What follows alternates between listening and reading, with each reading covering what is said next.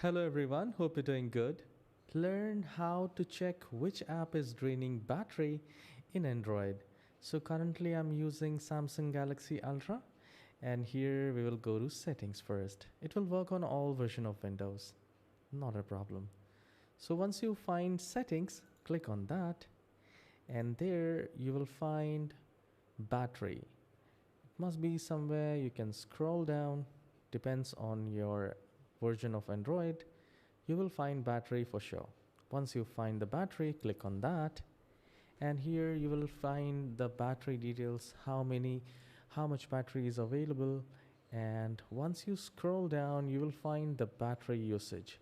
So currently in this phone I haven't used much.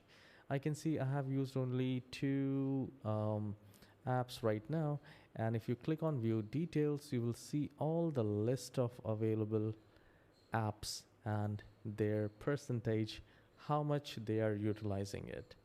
So if you do not use those apps, if those are background running apps, you can uninstall it, or you can at least have a look that which app is using the most resources of your Android phone.